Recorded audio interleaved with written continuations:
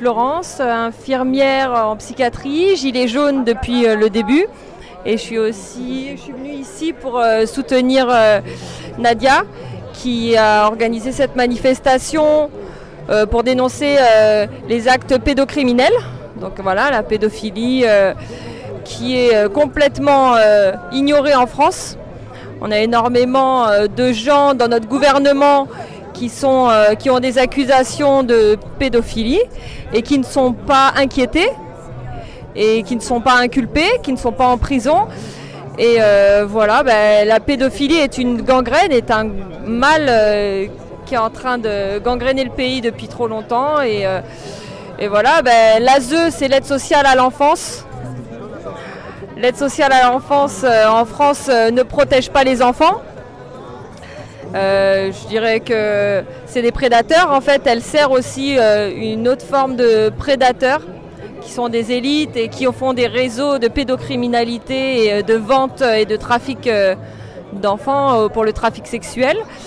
Ça met en danger les enfants parce qu'ils sont tous, la plupart qui sortent d'aide sociale à l'enfance, ils sont abusés, ils ont subi des maltraitances, que ce soit dans les familles d'accueil et au sein même des foyers.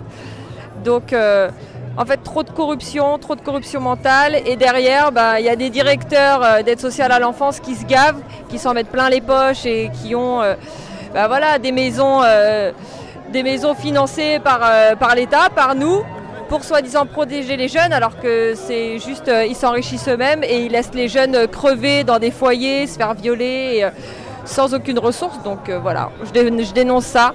Après, derrière tout ça, moi je trouve que ça c'est un symptôme. C'est juste un symptôme d'un mal plus profond qui est les prédateurs et le néolibéralisme, en fait, qui fait qu'il y a toujours des gens qui vont s'enrichir au détriment des autres. Et les 1% de gens qui sont ultra riches dans le monde, on arrive à des dérives et des déviances sexuelles et autres qui sont juste innommables. On ne va pas en parler. Ils tuent des bébés, ils boivent le sang, enfin voilà. Ils utilisent voilà, leur sang pour l'adénochrome, je ne sais pas si vous connaissez. Et donc voilà, au bout du compte, il faut le dénoncer, mais il faut dénoncer que c'est un mal plus profond en fait, qu'il faut combattre un mal plus profond et en finir avec le système économique et financier actuel, reprendre notre souveraineté monétaire et mettre une vraie séparation des pouvoirs, parce que là, nos juges, ils sont ou francs-maçons ou alors dans des réseaux pédophiles. Donc il n'y a pas de séparation des pouvoirs et tout le monde est dans la corruption. Donc on est en danger et nos enfants sont en danger. Voilà. Mère aussi. Quel est votre sentiment de ce qui se passe? Effectivement, il n'y a pas qu'en France, mais dans le monde. Quel est votre sentiment? Est-ce que vous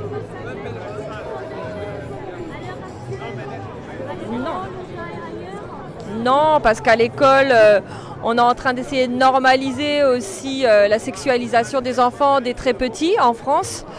On a Marlène Schiappa qui était ministre de je ne sais plus quoi l'année dernière, qui a autorisé le consentement sexuel pour les enfants de 13 ans en France.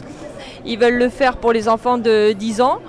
Donc la pédophilie est tolérée partout dans le monde et c'est un business, ça en devient un gros business comme le trafic d'organes, comme le trafic de drogue, mais tout va être légalisé d'ici peu et tout est autorisé.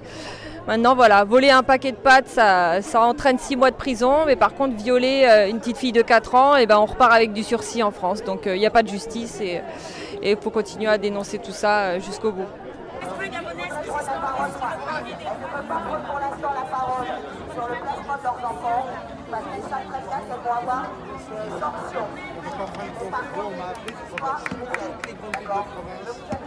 Citoyens conscients, et on est là aujourd'hui pour dénoncer la pédocriminalité, notamment de réseau, parce que contrairement à ce qu'on veut faire croire, la pédocriminalité c'est pas juste des loups solitaires et des prédateurs isolés qui font ça.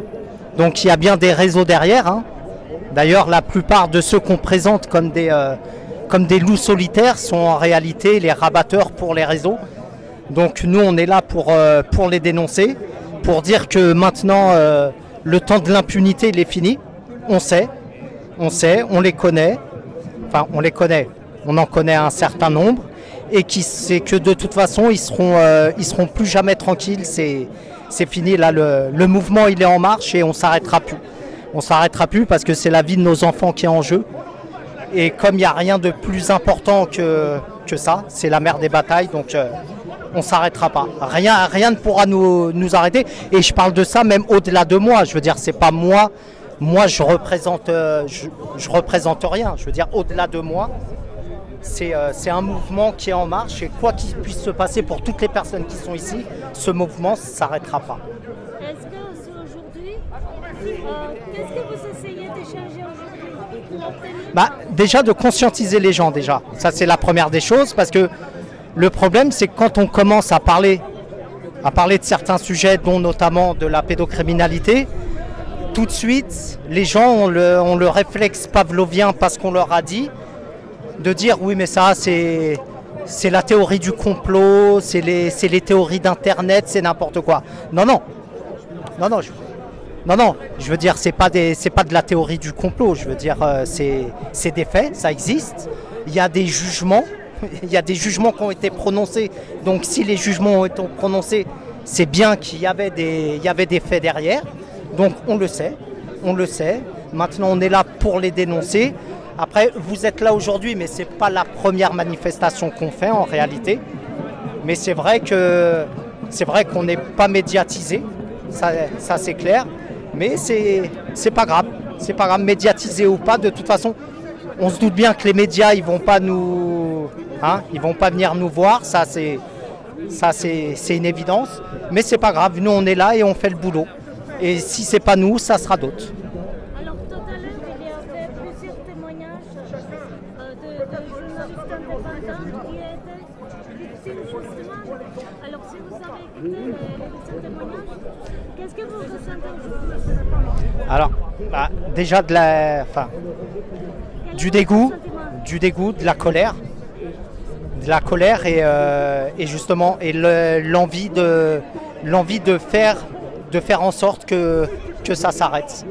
Alors je sais bien que souvent on dit oui mais c'est pas vous qui allez changer le monde, vous allez... Alors effectivement on va peut-être pas changer le monde mais au moins on va essayer. Et puis si...